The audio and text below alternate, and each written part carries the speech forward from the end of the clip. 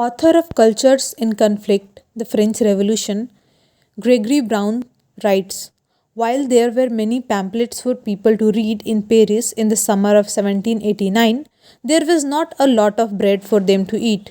Indeed, there was a dire shortage of food. According to Cuisine and Culture, A History of Food and People by Linda Civitello, two of the most essential elements of French cuisine, bread and salt, were at the heart of the conflict.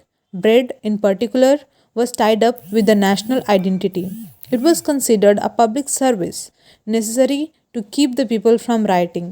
Civitello writes: bakers, therefore, were public servants, so the police controlled all aspects of bread production. Often, bakers added materials to make the flour go further. Sawdust, dirt, hay, dung were often added as fillers along with anything else that would make the bread last longer. Bread was the main component of the working Frenchman diet. For special occasions like wedding, local festival, or any other holiday, pigeons might go all out and eat a variety of food, including some meat, but most of the year, European pigeons were de facto vegetarian, relying heavily on bread. According to Sylvia Neely, A Concise History of the French Revolution, the average 18th century worker spent half his daily wages on bread. But when the grain crop fell 2 years in a row in 1788 and 89, the price of bread shot up to 88% of his wages.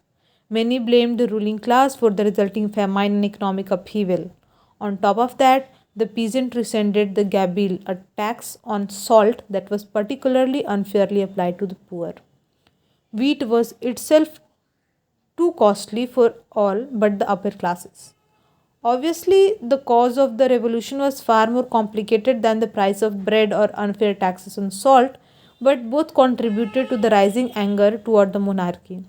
The oft repeated story about Marie Antoinette, Queen of France at the time, responding to the news that her subjects had no bread with the line, "Let them eat cake," is probably not true, or if it is, she wasn't the first to speak the malmodes.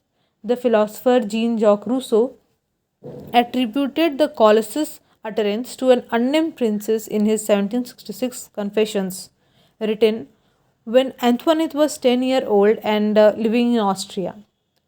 Those who had to buy grain in France's city and towns kept a careful eye on prices and were quick to express their displeasure if they rose too high. During this time, grain and bread riots were very common. Though generally small in scale and scope, these riots might sometimes spread over a region, igniting uprisings in several towns and villages.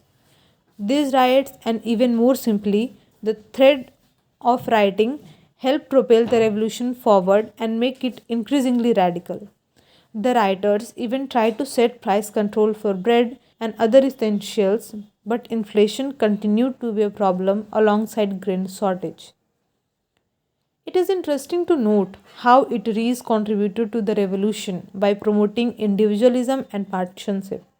It sheds light on what the revolutionary ate and how they saw themselves as free thinking individuals with artistic potential in the midst of a whole new governmental regime that increasingly discouraged public display of any kind of personal expression. Thank you.